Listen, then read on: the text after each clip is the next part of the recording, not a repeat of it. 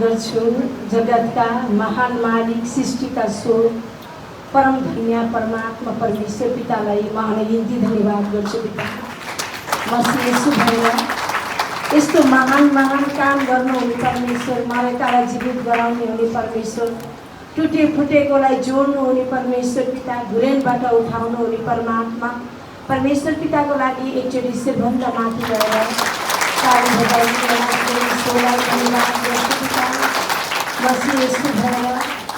परमेश्वर पिता सत्यको परमेश्वर हुनुहुन्छ। हामीलाई थाहा थिएन, काम गर्ने परमेश्वर हुनुहुन्छ। उहाँ अदृश्य हुनुहुन्छ। हाम्रो जीवनमा कामहरू दृश्यको गर्नुहुन्छ।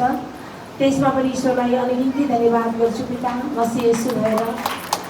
त यसै गरी परमेश्वर चिज वस्तुमा भौतारेर खोज्दै हिँडेका थियौँ, तडपिएर आफू जलेर होइन। कहाँ छ होला ईश्वर? कसले सुनिदेला मेरो पुकार? कसले देख्ला मेरो आँखाको आँसु? कसले सुन्ला मेरो मनको पीडा भनेर खोज्दै खोज्दै ढुङ्गामा हुन्छ कि तस्बिरमा हुन्छ कि खोलामा हुन्छ कि नालामा हुन्छ कि यसरी भौतारेर खोज्दै हिँडेको बेलामा आज परमेश्वर पिता तिम्रो मनमा हुनुहुन्छ। वनमा होइन, परमेश्वर आत्मामा हुनुहुन्छ। चिज वस्तुमा नखोज, परमेश्वरतिर फर्क, विश्वास गर, परमेश्वरलाई आफ्नो हृदयमा राख। तिमीले जीवन पाउँछौ भनेर यो सत्यको मार्ग देखाइदिनु हुने सच्चाई केन्द्र नेपालका हाम्रा प्रमुख प्रकाश सर हजुर, उपप्रमुख सुशीला म्याडम हजुरलाई सिरुगाएर नम्र नमन भन्न चाहन्छु। ईश्वरको भरिपूर्ण आशिष भन्न चाहन्छु। परमेश्वरको काम गर्दै हिँड्दाखेरि धेरै निन्दाहरू, बाधाहरू आउँछन्, रोकाटहरू आउँछन्। जसले परमेश्वर चिन्नुहुन्छ उहाँहरूले पनि विरोध गर्नुहुन्छ। एउटै परमेश्वर मान्नुहुन्छ फेरि पनि विरोध गर्नुहुन्छ। त्यो विरोधबाट पनि परमात्मा परमेश्वर पिताले अझै उहाँहरूलाई उच्च राखिसक्नुभयो भन्दै फेरि पनि पिताको परिपूर्ण आशिष भन्न चाहन्छु। उहाँहरूलाई ईश्वरलाई धन्यवाद गर्छु। त्यसै गरी मैले पाएको उद्धार, मैले पाएको शान्ति, मैले पाएको आनन्दमा आफैले मात्रै राख्न हुँदैन। मैले बाँड्नुपर्छ भनेर एकदमै औरात खटिनु हुने, परमेश्वरको शुभको समाचारहरू सुनाउनु हुने, आफ्नो जीवनका गवाहीहरू बाँड्नु हुने हाम्रा यसै शाखाका लिडर सर हजुरमा, लिडर माइडम हजुरहरूमा पनि सिरुगाएर नम्र नमन भन्न चाहन्छु। एकदमै वृद्ध बाबा आमाहरूमा पनि वाद्यवादन सर हजुरमा, क्यामेरा पर्सन बाबुमा र परमेश्वरको आज राज्यमा गए भने पनि परमेश्वरले मलाई एकदमै स्वर्गका वचनहरू खुवाउनुहुन्छ। स्वर्गका ती आत्माका भोजनहरू खुवाएर मेरा आत्मालाई तृप्त गरिदिनुहुन्छ। म त्यो आत्माको भोजन खान्छु, दुस्रावालासँग लड्छु। परमात्माले मलाई त्यो हात हतियार दिनुहुन्छ। म परमेश्वरको नजिक हुन्छु भनेर पाल्नुहुने समस्त परमेश्वरका प्रिय सन्तानमा पनि म रत्न थापाको तर्फबाट सिरुगाएर नम्र नमन भन्न चाहन्छु। यसै गरी देश विदेशबाट पनि परमेश्वरमा शरीरमा उपस्थिति नभए पनि म आत्मामा उपस्थिति हुन्छु। परमेश्वरको वचन सुन्छु टाढा भए पनि, किनकि यो सृष्टिमा पिताको दृष्टि नपुगेको कुनै पनि ठाउँ छैन। पितासँग कनेक्ट हुन्छु, जोडिन्छु, पिताका कुराहरू सुन्छु भनेर काम गर्दा गर्दा, काम धन्दामा लाग्दा लाग्दा पनि परमात्मासँग कनेक्ट भएर परमेश्वरको वचन सुनिराख्नु हुने, समस्त विदेशबाट हेरिराख्नु हुने सर हजुर, म्याडम हजुर, पढ्न जानुभएका नानी बाबुहरू, एकदम कामको सिलसिलामा जानुभएकाहरू सम्पूर्णमा परमेश्वरको भरिपूर्ण आशिष भन्न चाहन्छु। त हामी त यति नजिक भएर यसै परमेश्वरको महिमा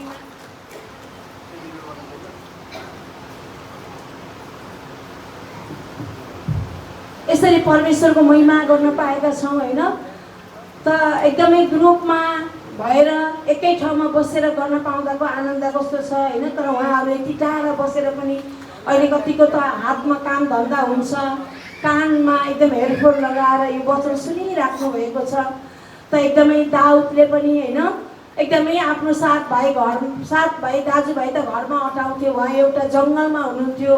त्यो जङ्गलमा एक्लै भएर पनि, कसैको उपस्थिति नहुँदा पनि, कसैले माया नगर्दा पनि, कसैले नहेर्दा पनि, एकदमै सबैजनाले त्याग्दाखेरि पनि मलाई मेरो पिताले त त्याग्नुहुन्न। मेरो पिताले मलाई जुन कुनामा भए पनि देख्नुहुन्छ। म जस्तो सुकै काम गरे पनि मेरो पिताले देख्नुहुन्छ।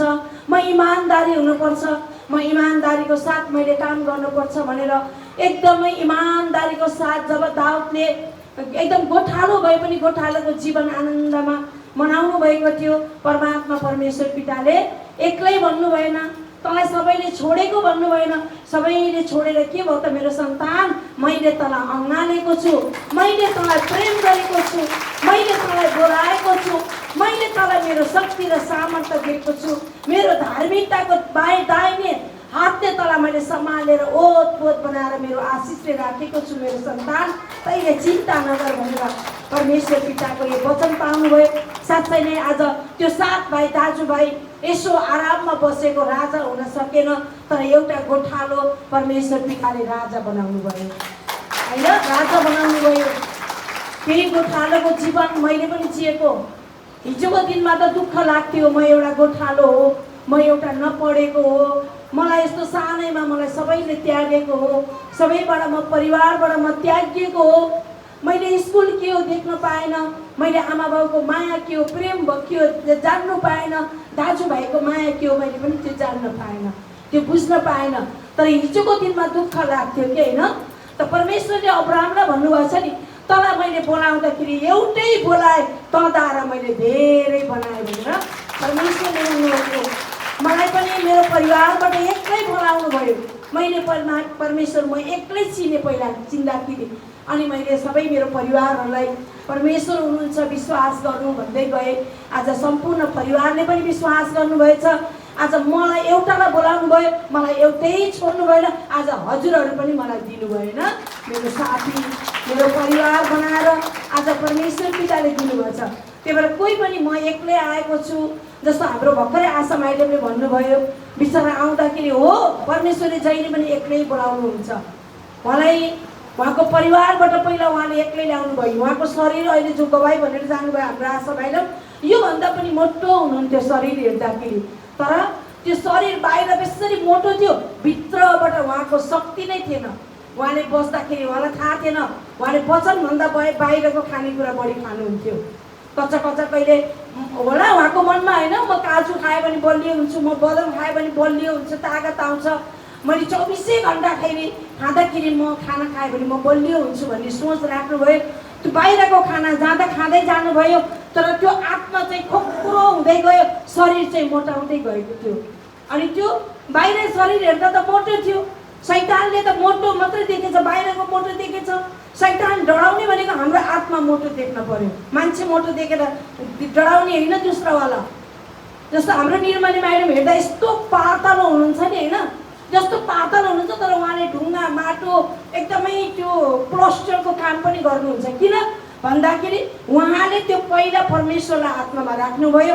त्यो शक्ति त्यो सामर्थ्य कहाँबाट मिल्यो त? परमेश्वरबाट मिल्यो। अनि हरेक काम गर्न सक्यौँ हामीले होइन।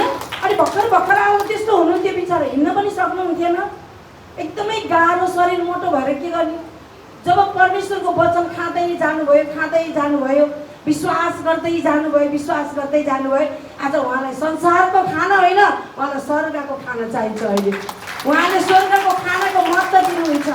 हेर्नु त, पहिला यहाँ बस्दा उहाँले भन्नुभयो नि, चिप्ले ढुङ्गामा हुनुहुन्थ्यो, चिप्ले ढुङ्गाबाट हिँडेर आउन नसकेर 500 रुपियाँ ट्याक्सी भाडा तिरेर आउनुहुन्थ्यो। परमेश्वरमा जुट्दा उहाँ त्यहाँबाट कहाँ पुग्नुभयो? चाउटे भन्ने ठाउँसम्म पुग्नुभयो। चाउटेसम्म पुगे पनि आउनुभयो। अनि परमेश्वर पिताले अहिले आफ्नै जग्गा जमिन घर बनाएर एकदमै बेगना स्थानमा उहाँलाई राख्नुभएको छ। त उहाँले म त बेगना स्थान आइपुगेँ, यहीँ पनि यत्रो धेरै शाखा छ, म त धारापानी किन पुग्नु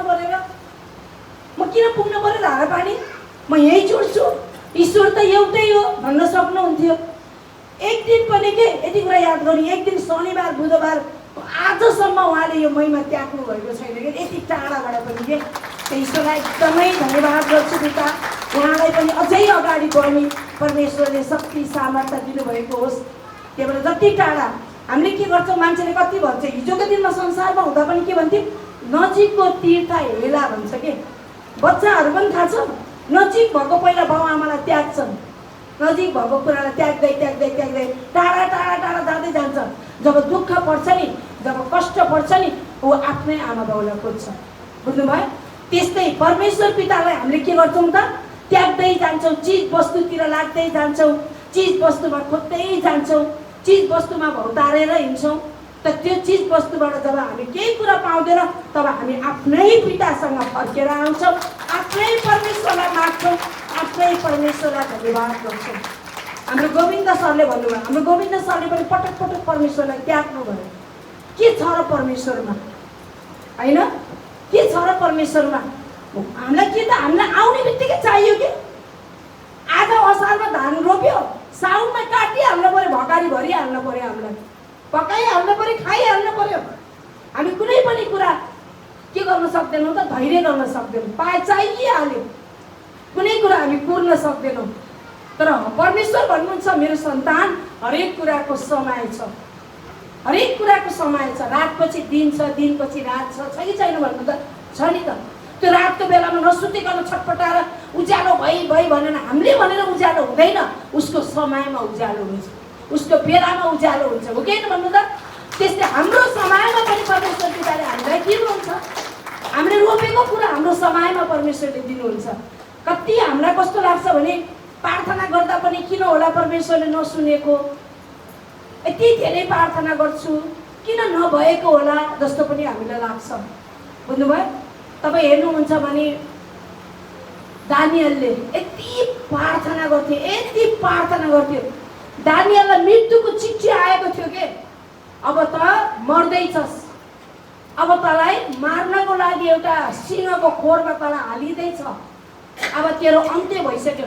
मर्छ भनेको मान्छेलाई कसैलाई प्रार्थना गर्नु मन लाग्छ र भन्नु त?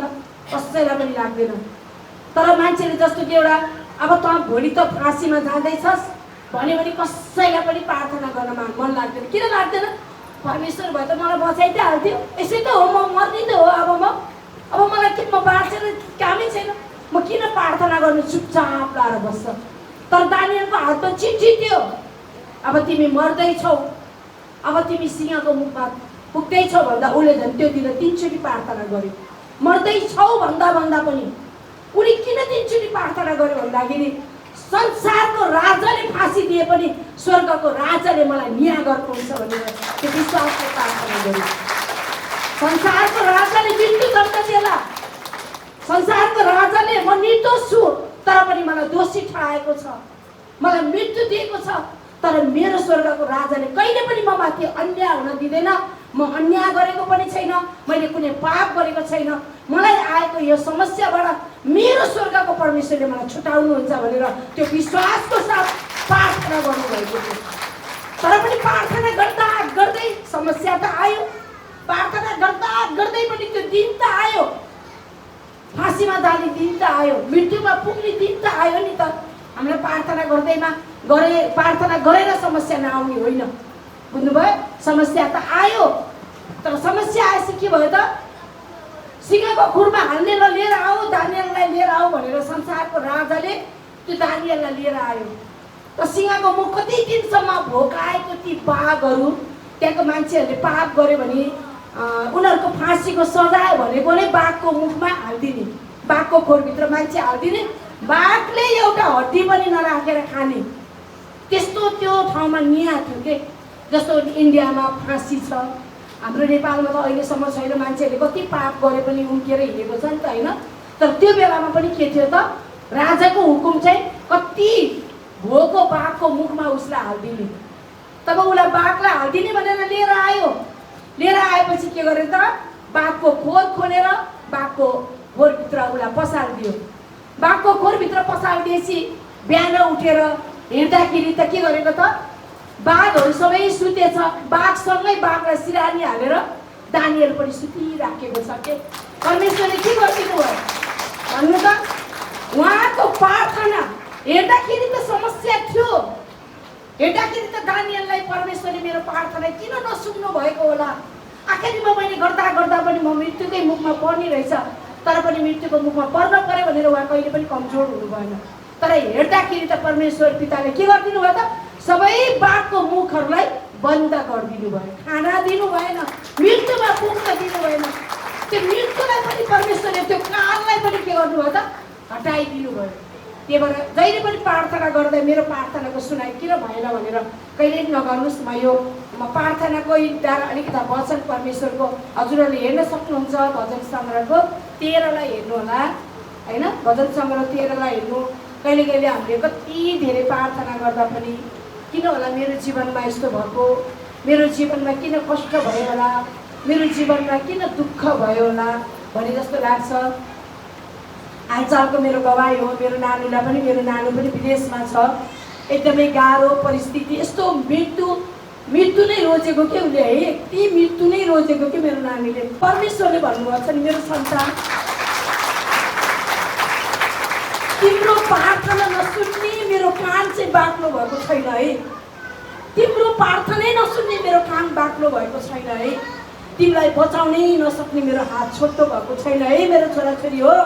मलाई प्रार्थना गर, मलाई पुकार, मतिर फर्क, म तिमीलाई सहायता गर्छु परमेश्वरले भन्नुभयो। मम्मी कति मान हुनुहुन्छ, मैले परमेश्वरलाई जान्न पाएँ, चिन्न पाएँ भनेर भन्छ कि जसले मलाई धोका दिए। मैले अहिले त परमेश्वरलाई मम्मी मलाई यस्तो ढुङ्गाको हृदय दिनुहोस्, कस्तो छ भने मेरो छोरी सबैलाई माया गर्ने खाले छ कि, भएको जति सबैलाई दिने बाँड्ने होइन, त्यो आफूले भोलि के खान्न पनि भनेर नसोच्ने बानी छ कि उसको बानी फेरि। अनि यति सब भने मलाई यति ढुङ्गाको मन दिनुहोस्, मैले कसैलाई माया, मेरो मनबाट माया नआओस् भनेर भन्दै गर्दा मम्मी फेरि तपाईँको वचन सुन्दै जाँदा परमेश्वरले ढुङ्गालाई पनि मासुको हृदय दिनुहुन्छ, नम्र बनाउनुहुन्छ भन्नुभयो मम्मी। अनि फेरि मैले परमेश्वरसँग प्रार्थना गरेँ, पिता मलाई यस्तो पनि नबनाउनुहोस्, मबाट मानवताले नहराओस्। मान्छेसँग मानवता भएन भने त मान्छेको कुनै पनि मूल्य हुँदैन। हुन्छ मानव धर्म नै सबैभन्दा ठुलो धर्म भन्छ नि, मान्छेले एकअर्कालाई माया गर्ने भन्छ कि। मेरो मानवता चाहिँ कहिले पनि नहराओस् है मम्मी। तर त्यस्तो लाग्छ अहिले यति ह्यापसँग होइन, यति खुसी होइन, मैले त्यो जीवन त अब मैले कहिले पनि भोग्न पनि पर्दैन होला। तर तपाईँको अगाडि पनि त्यो बेलामा मलाई कस्तो हुन्थ्यो होला भन्नु त। मेरो छोरी हुन्थ्यो, म दिउँसो महिमा गर्दा त्यहाँ रात पर्थ्यो कि, तर पनि म तपाईँहरूको अगाडि आएर उज्यालो भएर नै म यसरी महिमा गरेँ नि होइन। पीडा हुन्छ, सबैलाई हुन्छ पीडा, त्यो मेरो लागि त गवाई हो नि त एउटा होइन। त कहिले देख्नु भएर तपाईँले मलाई निराश देख्नु भएन, किनकि मलाई पनि परमेश्वरले शक्तिशाली बनाइराख्नु भएको थियो प्रार्थना गरेर। त्यही भएर तपाईँको नजिकै परिस्थिति आइसक्यो होला, तपाईँको नजिकै मृत्यु आइसकेको होला, तपाईँको नजिकै अब त हुन्न हो, बर्बाद भइसक्यो, अब डुबे म सिद्धे भयो होला। तर नडराउनुहोस्, तपाईँ जब लडे हुन्छ नि, जुरुक्क पिताले उठाइहाल्नुहुन्छ, जुरुक्कै उठाउनुहुन्छ। कमजोर कति पनि नहुनु, कति पनि कमजोर नहुनु। परमेश्वरले हामीलाई यहाँ त्यत्तिकै ल्याउनु भएको होइन, त्यत्तिकै चुनेर ल्याउनु भएको होइन, उहाँले हामीलाई दिन ल्याउनु भएको, बुझ्नुभयो। त्यही भएर जहिले पनि मेरो पिताले मेरो कुरा सुन्नुहुन्छ भनेर मन बढाइराख्नुहोस्, कहिले पनि कमजोर नहुनुहोस्। परमेश्वरले के भन्नुहुन्छ, कहिलेसम्म हे परमप्रभु के तपाईँले सधैँभरि मलाई बिर्सनुहुन्छ, किनभने सधैँ प्रार्थना गरेको छ बिचरा, कहिले पनि प्रार्थनाको सुनाइ भएको छैन, जहिले पनि प्रार्थना गरेको छ हलचल भएको छैन, केही जे पनि हेरे डम्मै छ, केही घटेको जस्तो पनि देखिँदैन। परमेश्वरले त तैँले शङ्का नगरिस्, कहिले प्रार्थना गरिस् भने त्यो डाँडा पनि समुद्रमा घट्छ भनेछ। तर जति प्रार्थना गरे त्यो समुद्र, त्यो डाँडा त त्यही डक्क भएर बसेको छ। जति प्रार्थना गर्दा पनि तपाईँ हाम्रो समस्या त्यहीको त्यही होला, नघटेको होला। कति प्रार्थना गर्दा पनि समस्या कति पनि नघटेको जस्तो तपाईँले देख्नुभएको होला। तर यहाँ परमेश्वरले के भन्नुहुन्छ, बिर्सनुहुन्छ, तपाईँले आफ्नो मुहार मसँग कहिलेसम्म लुकाउनुहुन्छ होइन, कहिलेसम्म लुकाउनुहुन्छ, मतिर फर्किनुहोस् भनेको छ होइन। प्रार्थनाको जवाब नआउँदा त साँच्चै नै परमेश्वरले मतिरबाट मुहार फर्काउनु भएको हो कि, मलाई नहेर्नु भएको हो कि, मेरो प्रार्थना नसुन्नु भएको हो कि। मेरो प्रार्थना सुनेको भए त मेरो समस्याको समाधान हुन्थ्यो नि जस्तो कहिले कहिले हामीलाई लाग्छ। जति प्रार्थना गरे पनि नसुनाइ भए जस्तो लाग्छ, त्यो दुखाइ बढे जस्तो लाग्छ, त्यो समस्या बढे जस्तो लाग्छ। परमेश्वरले पनि हामीलाई जाँच्नुहुन्छ, बुझ्नुभयो। तब उहाँले भन्नुभयो, लुकाउनुहुन्छ मेरो आत्मा कहिलेसम्म मैले चिन्ता बोक्ने त, कहिलेसम्म मैले चिन्ता बोक्ने त। तपाईँले त सुन्नु नै हुन्न प्रार्थना। मलाई कति दुःख छ, मलाई कति पीडा छ, मलाई कति अशान्ति छ, तर तपाईँले सुन्नु नै हुन्न। हामी कतिलाई त्यस्तो लाग्छ, हामी धेरै जस्तो कस्तो छ नि, यति महिमामा मात्र बस्ने, घर हाम्रो प्रार्थना गर्ने बानी छैन, बुझ्नुभयो। प्रार्थना गर्नुहोस्, ईश्वरमा आउनु। जस्तो तपाईँले आफ्नो एउटा बच्चालाई स्कुलमा जा भन्नुहुन्छ, होमवर्क गर भन्नुहुन्छ, खेल्यो भने पनि गाली गर्नुहुन्छ, बोलाउनुहुन्छ, एकछिन त होमवर्क गर भन्नुहुन्छ नि त। तर पनि हामी पनि यो स्वर्गको स्कुल हो। तपाईँ हामी स्वर्गको स्कुलमा आएका छौँ। स्वर्गीय पिताले दिनुभएको होमवर्क गर्नुपर्छ। हामीले पनि स्वर्गको पिताले भनेको वचनलाई मान्नुपर्छ। स्वर्गको पिताले भनेको त्यो बाटोमा हिँड्नुपर्छ। हामी त्यो मार्गमा हिँड्नुपर्छ, अनि मात्र हामीले पास गर्न सक्छौँ। पढ्दै नपढ्ने, नटेर्ने, अनि रिजल्टमा फेल भयो, ऊ मात्रै पास भयो, म कसरी फेल भयो भनेर त भएन नि। किन उसले पढ्यो, ऊ पास भयो। मैले पढेन, म फेल भएँ होइन। उसले मजाले प्रार्थना गरे, ऊ मृत्युबाट पनि निस्केर आयो। जो प्रार्थना गर्न सक्दैन, जो मुखले मात्रै प्रभु प्रभु भन्छ, त कति मुखले त सबैजनाले प्रभु भन्छ, धन्यवाद भन्छ, ईश्वर भन्छ, तर आत्माले पालना गर्न पर्यो। हेर्नु है, यहाँ मैले अलिकति यता फेरि यो 13 को भनेको पनि 14 मा म 14 तिर गएको छु। मूर्खले भन्छ परमेश्वरै छैन भन्छ, हो के भन्छ? मूर्खले आफ्नो मनमा भन्छ ईश्वर छँदै छैन, तिनीहरू भ्रष्ट भएका छन्। मूर्खले मात्रै भन्छ ईश्वर छँदै छैन भनेर भ्रष्ट जीवन जिउँछ उनीहरू। लेखिएको छ वचनमा, हेर्नुभयो? मूर्खले भन्छ 14, 13 को 14 भनेपछि यतापट्टि भागमा छ। मूर्ख भनेको परमेश्वर छैन, चिज वस्तुमा मात्रै छ। अनि उनीहरू के गर्छ त? मलाई कसले देख्छ मैले पाप गरेको? मैले जे बोले नि कसले देख्छ र? मैले जे भने पनि कसले सुन्छ र? मूर्ख हो। मूर्खले ईश्वर छैन, मैले जे गरे पनि हुन्छ। परमेश्वरले भन्नुहुन्छ तिमी आत्मैबाट मलाई विश्वास गर भनेपछि त आत्मामा हुने परमेश्वर पिताले देख्नुहुन्छ भनेर हामीले गलत गर्न छोड्ने हो कि होइन भन्नु त? हो कि होइन? जस्तो कि एकजना गुरुले 3 जना चेलालाई 3टा हातमा के दिनुभयो त? परेवा दिनुभयो होइन? त परेवा दिनुभएपछि तिमीहरूले कसैले नदेख्ने ठाउँमा लगेर यो परेवालाई काटेर लिएर आऊ भन्नुभयो। तर 2 जनाले के गरे? एकदम छिटो आऊ भन्नुभयो। त 2 जनाले के गर्नुभयो? यसो हेरे, काट्यो, एकजनाले काट्यो, अर्कोले पनि काट्यो, त्यो 2 जनाले लिएर आइहाल्यो गुरुकोमा त्यो परेवालाई काटेर। तर एकजनाले के गरे त? जहाँ गए पनि, जस्तो अन्धकारको कुनामा गए पनि त्यो परेवालाई उसले काट्न सकेन। कि जहाँ गएर काट्न खोजे पनि उसले काट्न सकेन। तब उसले के गरे त? काट्न नसकेपछि त्यो जिउँदै लिएर आयो। त्यसलाई पुरस्कार पाउने कुरा थियो नि त। मेरो यो 3 जना चेलाले अब कसले यसलाई काटेर लिएर आउँछ, त्यो नै मेरो ठाउँमा बसेर मेरो पद खानी छ भनेको थियो गुरुमा। एकदम ठुलो गुरुले भनेको। अब त म त्यो गुरुको स्थानमा बस्न पाएँ भनेर ऊ त एकदम छिटो छिटो गरेर काटेर लिएर आयो। एउटा फर्स्ट भयो, एउटा सेकेन्ड भयो, एउटा त आउँदै आएन। अर्को खै भन्दा के भन्यो उनीहरूले? त्यो त कता कता गयो, ठाउँ नभेटाएर कता कता गयो भन्यो। तब उसले बिचारा सिङ्गै लिएर आयो, नकाटिकन लिएर आयो त्यो परेवालाई। गुरुले सोध्यो तिमीले यो परेवालाई किन नकाटेर सिङ्गै जिउँदै लिएर आयो? तब उसले भन्यो म कुनै पनि त्यस्तो ठाउँ मैले भेटाएन यसलाई काट्ने। बुझ्नुभयो? मैले कुनै पनि त्यस्तो ठाउँ भेटाएन यसलाई काट्ने, यसलाई मार्ने। किन भेटाएन भन्दाखेरि म जुन कुनामा गए पनि मेरो आत्माले चाहिँ देखिराख्यो मैले पाप गरेको। मेरो आत्माले चाहिँ देखिराख्यो यसलाई पाप गरेको। यो पाप हो, तैँले यो गर्न हुन्न भनेर मलाई कसैले रोकेन, मलाई कुनै अन्धकारले पनि रोकेन, तर मलाई मेरो आत्माले रोक्यो। त्यो आत्मामा को हुनुहुन्थ्यो त? परमात्मा हुनुहुन्थ्यो। परमात्मा हुनुहुन्थ्यो। जसको आत्मामा ईश्वर छ नि, उसले कहिले पनि गलत गर्दैन, ऊ कहिले पनि गलत बोल्दैन, ऊ कहिले पनि उसले गलतको सङ्गत पनि गर्दैन, गलत बाटो हिँड्दैन।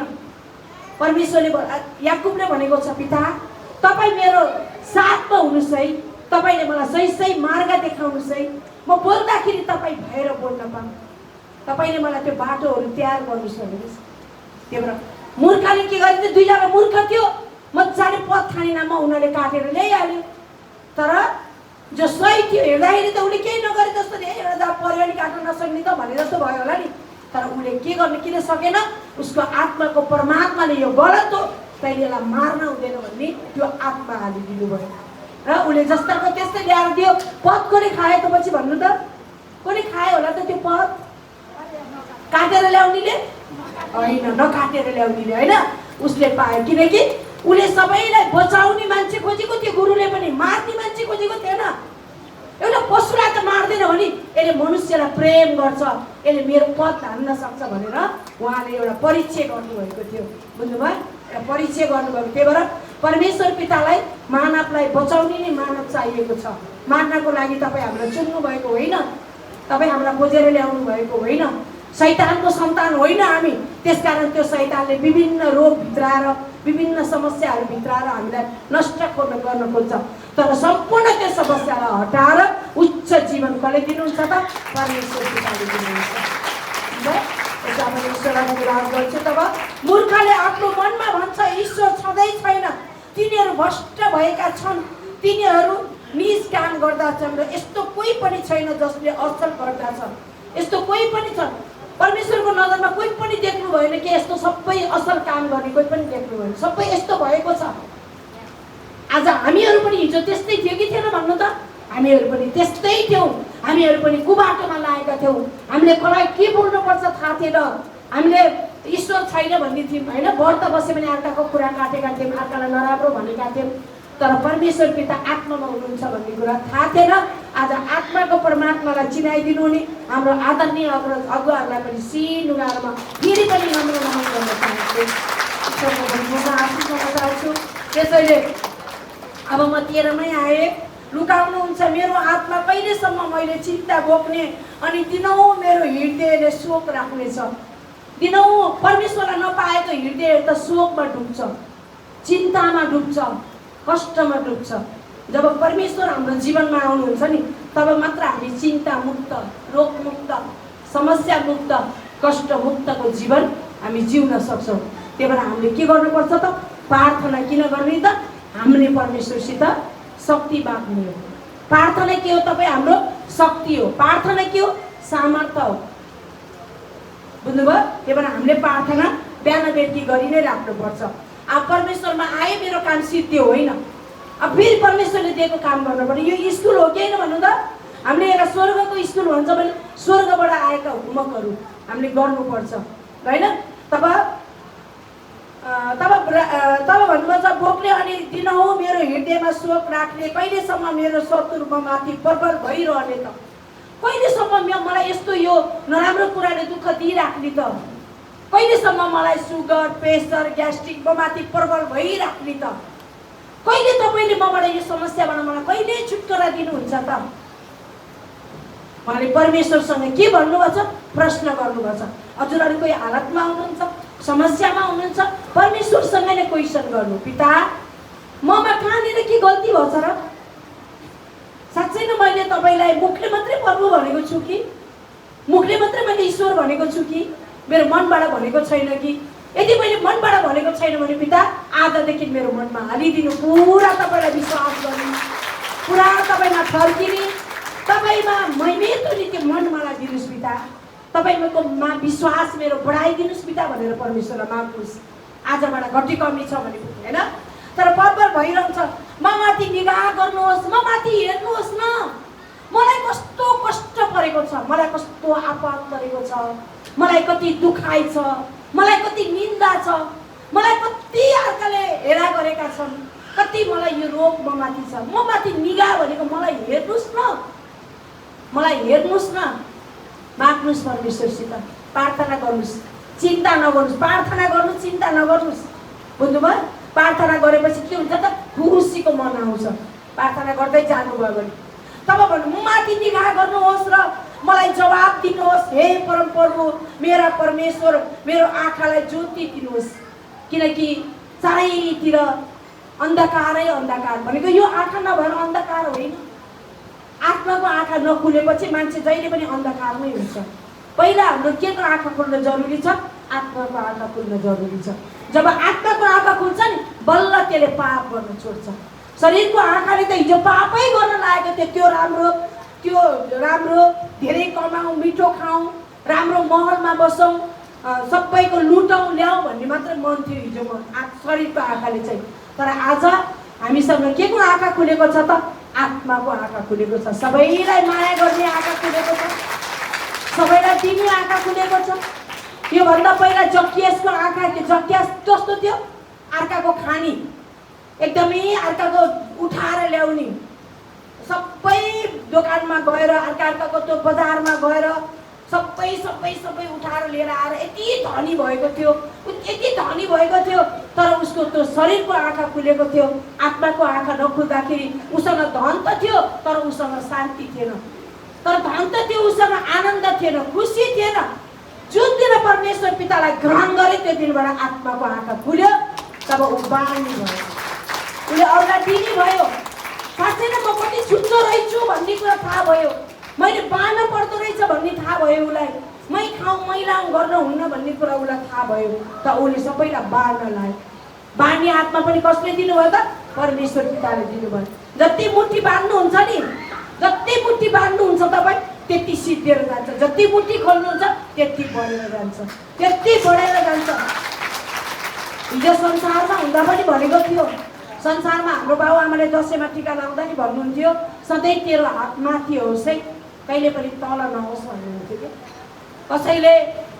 कसैलाई दिन पाउँदा खुसी हुनु, लिन भन्दा पनि दिन पाउँदा खुसी हुनु। कसैलाई मैले दिन पाएँ, कमसेकम मेरो हात माथि भयो भनेर गर्व गर्नुहोस्।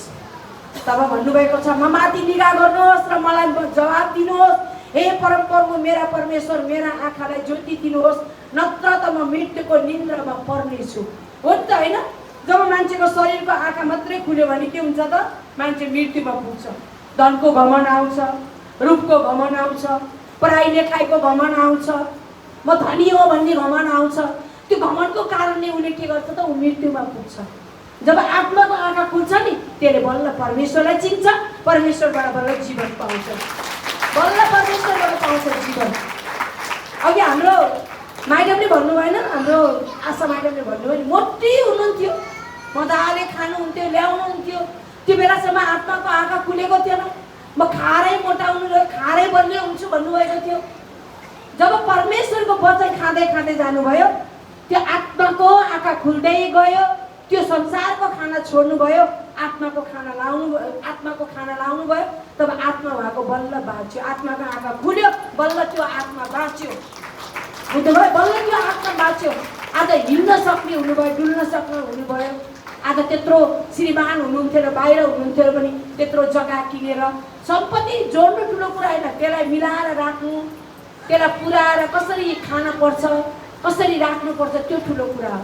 हरेकको श्रीमानले पैसा त कमाएर पठाउनु भएको होला, तर त्यो कमाउनु ठुलो कुरा होइन, त्यसलाई जोगाउनु ठुलो कुरा हो। त्यो जोगाउन पनि जान्नुहुन्न भने परमेश्वरलाई माग्नुहोस्, पिता मलाई जोगाउने पनि बुद्धि दिनुहोस्। उडाउने बुद्धि होइन, फाल्ने बुद्धि होइन। जस्तो के भन्छ अरे, सोलोमन राजालाई परमेश्वर पिताले राज्य दिनुभयो, तिमी के माग्छौ मसित माग भन्दाखेरि उहाँले के भन्नुभयो? पिता मलाई राज्य दिनुभएको छ, मलाई यो राज्यमा यत्रो धेरै प्रजा दिनुभएको छ, मलाई यो प्रजालाई मैले कसरी चलाउनु पर्छ, यो राज्यलाई मैले कसरी अगाडि बढाउनु पर्छ, मलाई त्यस्तो बुद्धि दिनुहोस् है पिता भनेर उहाँले बुद्धि माग्नुभयो, ज्ञान माग्नुभयो। त्यसकारण अरू राजाहरूभन्दा सोलोमन राजाले धेरै पछिसम्म राज्यलाई चलाउन सक्नुभयो। बुझ्नुभयो? त्यो बुद्धि हामीले कोबाट माग्ने हो त? परमेश्वरबाट माग्ने हो। हाम्रो बुद्धिमा हामी कुनै अभाव छ भने पनि त ईश्वरलाई धन्यवाद गर्छु। आँखालाई ज्योति दिनुहोस्, नम्रतामा मृत्युको निन्द्रामा पर्नेछु, नत्र त मेरो शत्रुले भन्ने छन् त्यसमाथि मैले विजय पाएको छु, अनि म ढल्दा मेरा शत्रुहरू रमाउने छन्। होइन? हो नि त, हामी ढल्दाखेरि हामीलाई निन्दा गर्नेहरू, परमेश्वरलाई मानी के छ, त्यसको परमेश्वरले के गर्दो रहेछ हामीले हेर्छौँ भन्नेहरू, म कमजोर भयो भने, म ढलेँ भने समस्याले मलाई ढलायो भने, म कष्टमा परेँ भने, मेरा शत्रुहरू, हाम्रो शत्रु को हो? हाम्रो शत्रु दियाबलस हो, शैतान हो, मान्छे होइन। फेरि बुझ्नुभयो? त्यो दियाबलसले के गर्छ त? ढोक्कैमा कुरेर बस्छ। यसलाई कतिखेर कमजोर होला, यो कतिखेर ढल्ला, अनि यसलाई काम गर्न पाउँछु भनेर। त्यही भएर परमेश्वरले भन्नुहुन्छ जागा रौ भनेको प्रार्थना गरिराख, अन्य भाषा गरिराख, मेरो नजिक भइराख, विश्वास बढाइराख। कति पनि विश्वासमा घटी कमी नभऊ तिमी कसले भन्नुभएको छ? परमेश्वरले भन्नुभएको छ। जागा रौ भनेको, कतिलाई परमेश्वरको राज्यमा आउन मनै लाग्दैन, अनि भन्छ मलाई त जान मनै लागेन। त्यो जान मन नलाग्नेको पछाडि हेर्नुहोस्, एक दिन फेरि शैतानले त नजाओस् भन्छ, त्यसलाई त मृत्युमा लान छ नि त, त्यसलाई त मृत्युमा लान छ, त्यसलाई त समस्यामा लानु छ, कष्टमा लानु छ, अनि उसले जान मन नलाउने बनाउँछ। हो त्यतिखेर पनि ओहो मलाई किन जान मन लागेन, जागा भइहाल्न पर्यो, मनलाई बढाइहाल्न पर्यो। त्यही भएर मेरो सन्तान जागा रौ, सचेत रौ, दिया बलस कहाँ भेटाउला र कप्रक्क खाऊ भनेर गर्जनी सिंह चाहिँ गर्जेर हिँडिराखेको छ भनेको हामीलाई जान मन नलाग्ने बनाउने होइन, हाम्रो जीवनलाई पुरा नर्कमा हाल्नको लागि, शैतानले हामीलाई कमजोर बनाउनको लागि परमेश्वरको राज्यबाट उसले हामीलाई टाढा बनाइराखेको छ। त्यही भएर जागा रौ, सचेत रौ बोले भन्नुभएको छ परमेश्वरले। जागा रौ भनेको मतलब प्रार्थना गरिराख। तपाईँले एउटा घरमा दियो बाल्नु भयो भने दियो बलिराख्छ, तेल सिद्धिन लागेपछि दियो निम्न लाग्छ। जब तपाईँले फेरि त्यसमा तेल थप्नुहुन्छ फेरि दियो उज्यालो हुन्छ होइन। त्यस्तै हामीले के गर्ने त विश्वासको दियो बालिराख्ने, विश्वासको तेल थपिराख्ने, उज्यालो गराइराख्ने, प्रार्थना गरिराख्ने, अन्य भाषा गरिराख्ने। समस्या आउने बित्तिकै कहाँ जाउँ कसो गरौँ भने समस्या आयो डक्क बसिहाल्यो, भित्र गुप्त आफ्नो रूपमा गई पितालाई प्रार्थना गरिहाल्ने। आज परमेश्वर पिताले जब मेरो छोरीले त्यस्तो भन्दै गर्दा आज मलाई सबै मेरो छोरीले जुन मैले प्रार्थना गरेको मेरो छोरी खुसी भएर जवाब दिँदा हे पिता धन्यवाद, तपाईँ प्रार्थना सुन्ने परमेश्वर हुनुहुन्छ, मृत्युको मुखबाट पनि छुटाएर ल्याउने परमेश्वर हुनुहुन्छ होइन। हाम्रै के भन्छ अरे कृष्ण म्याडमको छोरी यही छ, यो नानी टोइलेटमा कति घन्टासँग लडेको आमालाई थाहा थिएन, छोरी हेर्न जाँदा पुरै चिसो भइसकेको थियो होइन, आमालाई थाहै थिएन। तर त्यतिखेरसम्म कसले राख्नुभएको थियो, जीवित बनाएर परमेश्वर पिताले राख्नुभएको थियो।